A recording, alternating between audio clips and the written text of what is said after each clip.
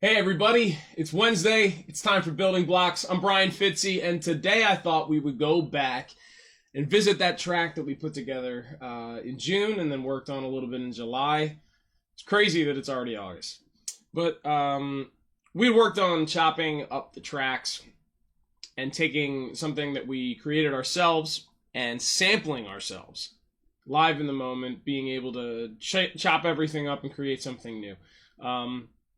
So instead of just working more on doing that process and trying to create something new out of something we already just created, I want to dig in on treating the entire track and being able to do things to get more sounds out of it, but instead of like destructively and directly manipulating the actual waveforms, like instead of chopping stuff up, I want to use just effects to process the whole track, to create different textures. This is going to be stuff that was done constantly throughout the life of hip hop, but especially early '90s. You're going to hear this tons, and now where EDM has progressed over the last 2-3 decades. There's so much more stuff being done with filtering. You can't hear a pop track pretty much anymore without hearing some level of filtering. So I'm going to show you how to do some of that really simply. We worked on using an EQ and how EQ works, what it is, etc. I think 2 weeks ago. So today we're going to use EQ as a filter tool. So let's get into it.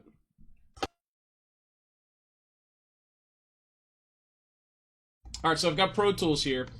This is the track that we've got. I'm going to play it back for you.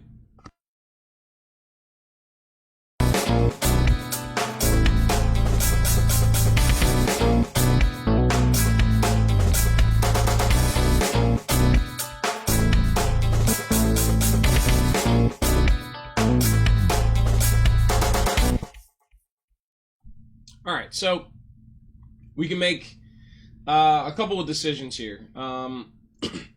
Do we want to affect the entire track, or do we want to affect just some of the track? We're going to do both things. So what I want to do is I want to have flexibility here. I don't want to just be able to affect the entire track. I want to be able to select certain things and affect them as a whole group. So I'm actually going to use a function called grouping here. So let's check this out. Here's my my mix window. What I'm going to do is I'm going to take everything but the drums and I'm going to subgroup those. So this is a really simple track. We've only got bass and guitar. So I'm going to create a new subgroup for these.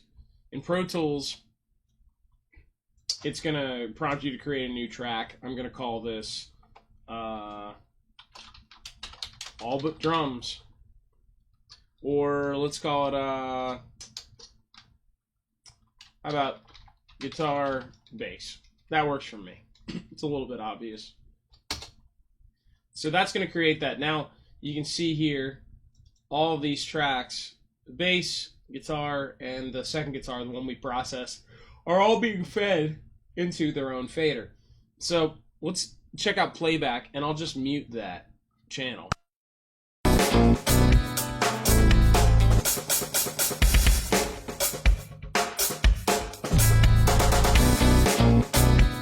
Now I can also mute just the drums now, just like I could before.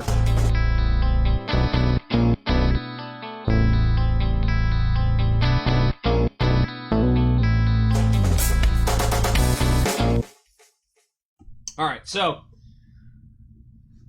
we've got this constant sample. So say you got a loop from a website that provides loops, or you make a loop yourself and you have a track and you want to lay a vocal over top and you want to have some variety between a chorus section and a verse section.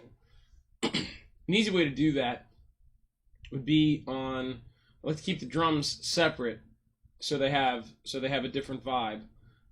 So the drums will be the constant throughout the entire thing. You can just directly affect the entire thing, but for right here, I want to keep the drums going through the entire time. So I'm going to put an effect, put an EQ as the first insert on our subgroup, on the subgroup of the bass and the guitar. So this is going to be a simple one-band EQ, and we're going to do a low-pass filter, which is this kind of filter here. So I'll turn the frequency all the way up on it, and let's just listen to playback. And while it goes, I'm going to manipulate this wheel here, the frequency wheel. All right.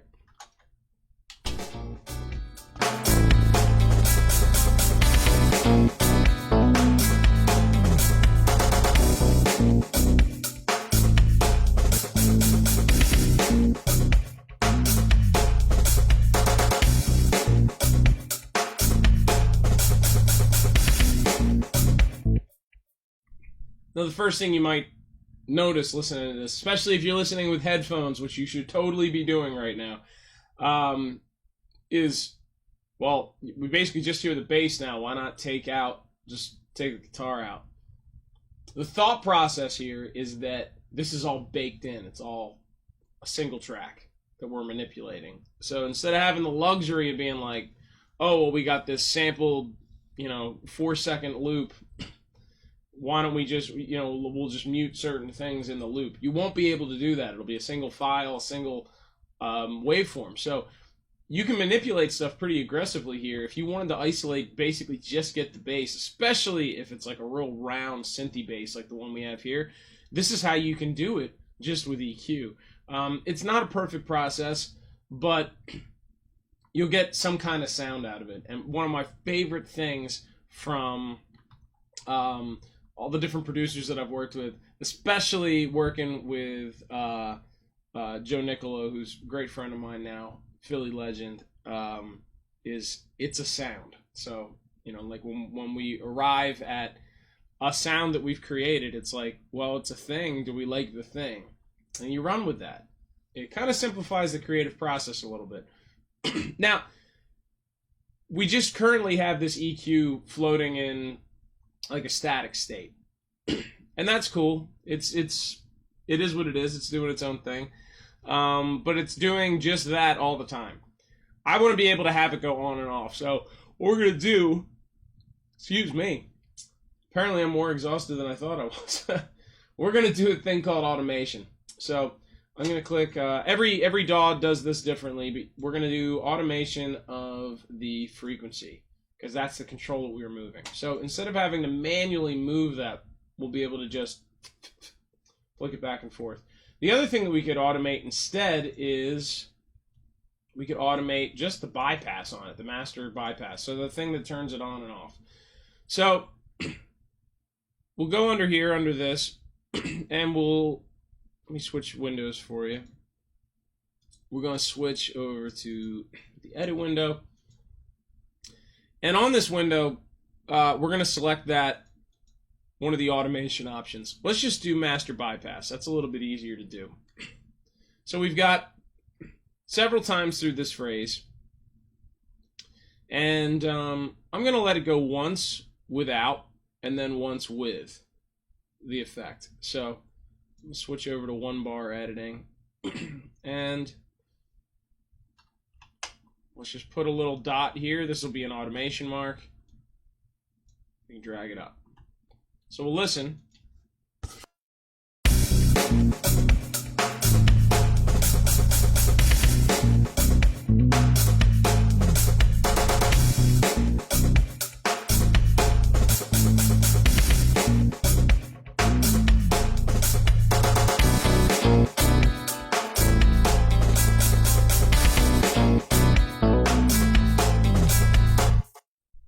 So we don't have to do anything actively anymore to control that. It's killer. What we can do is we can flip the order that that's being done. Bring that up. Bring this one down here.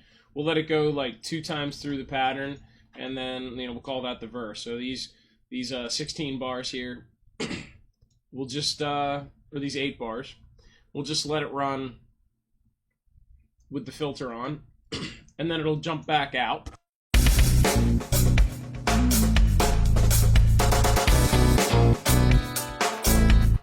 Dope. All right, so that's one way to use a filter, and that's just a simple filter. We're going to use the exact same kind of effect. We're going to do it differently, though. What I'm going to do is I'm going to create a new track. And we'll make this stereo. We'll make it an audio track. And I'm going to call this... let's do... swoosh. All right. So I want to have a thing that's going to come out of the verse into the chorus, and I want to have that classic effect. We can do that a ton of different ways, but one of the easiest things is whatever your signal generator is in Pro Tools. You can get it from Audio Suite, and I'm just going to use white noise. I'm going to generate it at, let's do negative 10 decibels. I'm just going to hit render. And now in that spot, we have a 10 decibel clip of white noise. Pretty loud, pretty obnoxious. I'm going to bring the decibels, bring the mix back a little bit. Now what I'm going to do is I'm going to throw an EQ, just like we did the last time, on that. So we'll go into the mix window so you can see that. And put an EQ on it. And what I'm going to do is I'm going to turn it to...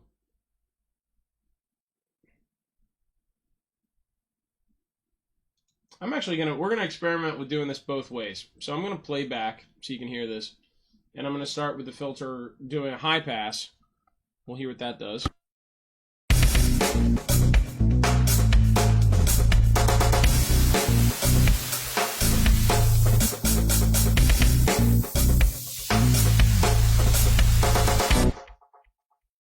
Pretty cool effect. Let's do the opposite way, low pass.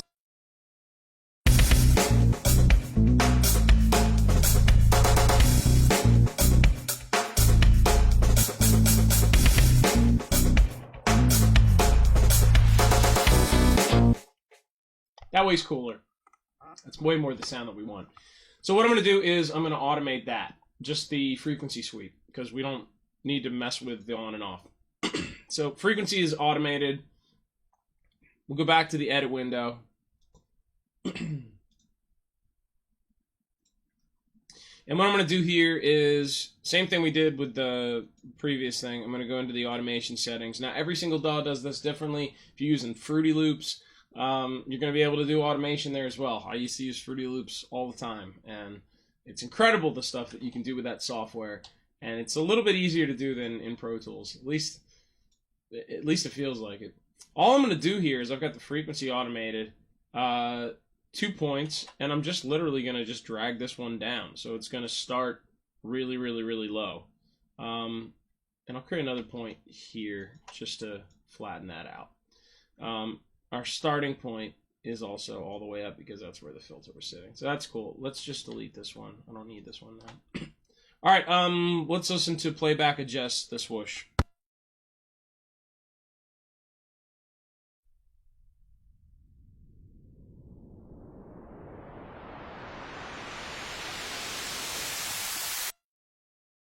That's cool.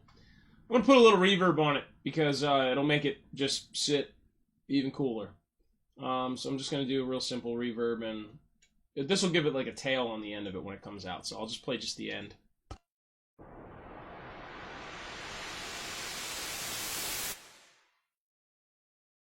Sweet. Let's listen to that in the mix.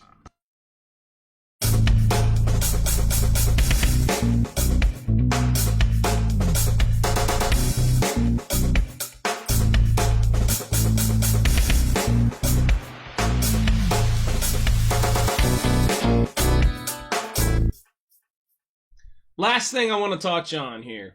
I'm going to switch over to the mix window, and we're going to go here. I'm going to put an effect on the entire track. So I'm going to go before the mastering limiter that I put in place. And we're just going to do another one-band EQ. Like, it's as simple as this. What I want to do here is kind of give, like, a little tiny AM radio vibe. There's so many songs, again, that are on the radio right now that you're going to hear that are doing that. That are on the charts right now. So we're going to do a notch filter.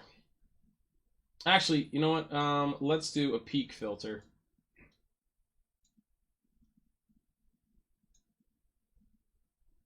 And I'm going to bring out... Actually, you know what? I'm going to do a two-band. It's going to be a little bit more efficient to use a multi-band EQ. So I'm going to go with this one. So what we're going to do is we're going to get rid of low frequency first. And we'll just do this while we're listening.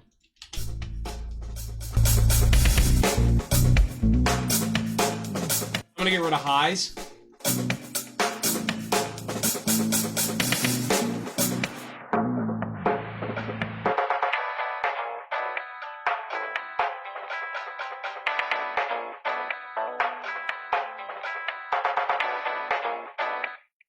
So that's how you remove the information that you're hearing out of these pristine speakers or direct into your ears, and you're recreating the way that you experience the sound if you were to hear it off of a small source. So if you wanted to get the effect of hearing this track, and this is something that you could use in production generally, but you can also use this if you're interested in making films. This is how you would get the effect of just having something ambiently playing off of somebody's earbuds, like that they've got them like way too loud. You could hear that. We can just adjust these sliders.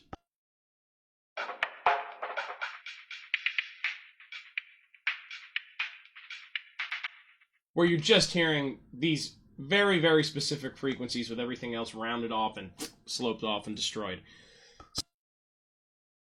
I'm going to turn this EQ off. That was just to give you a demo, and I'm going to let this roll. And keep me in the loop with what you want to see, everybody. We got a couple more episodes left before we're going to be putting pause here on Building Blocks on Rock to the Future. So if there are things that you want to see me cover, whether it's in the studio or with equipment or whatever, music theory, etc., seriously, let me know, and I will make that content for you. Hope I see you for one of my streams. Do some good stuff, make some cool art, make some music, and get better. That's everything. That's all we got. So I'll see you guys next week.